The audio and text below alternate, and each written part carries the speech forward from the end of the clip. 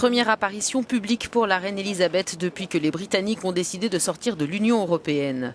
Elle a eu lieu lors d'une visite de 2 jours avec le prince Philippe en Irlande du Nord. Malgré une semaine marquée par le Brexit, la monarque n'a rien perdu de son sens de l'humour.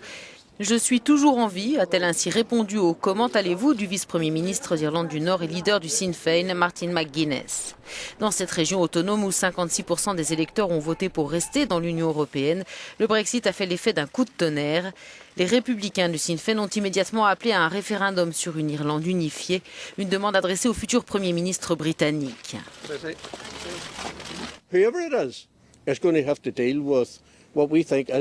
Quel qu'il soit, il devra faire avec ce que nous pensons être une demande légitime du Sinn Féin. Après un vote qui nuit gravement aux gens du Nord, il devra organiser un référendum sur la frontière, comme le prévoient les termes de l'accord de paix de 1998, car le Brexit entraînerait un changement de la situation actuelle.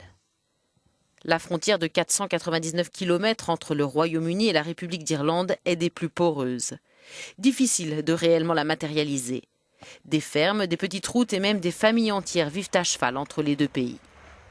Or, avec le Brexit, l'Irlande du Nord deviendrait de facto une frontière extérieure de l'Union européenne.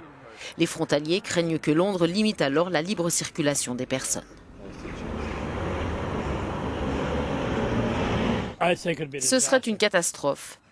Nous aurions à nouveau une frontière dont nous avons essayé de nous débarrasser durant un siècle. Nous ne voulons pas la voir revenir. Côté irlandais, les politiques sont bien conscients du problème, comme cet élu du Fianna Fáil, deuxième force politique du pays. Il devra y avoir un accord entre les membres restants de l'Union européenne et la Grande-Bretagne sur la façon dont les personnes pourront traverser cette frontière. Nous ne voulons pas d'une situation où des personnes voulant aller d'un village à l'autre, voire des membres de leur famille, auront à subir un contrôle de passeport. Nous ne voulons pas de ça. Ce que le Brexit menace aussi, c'est l'économie de l'Irlande du Nord, exclue du marché unique, contrairement au reste de l'île.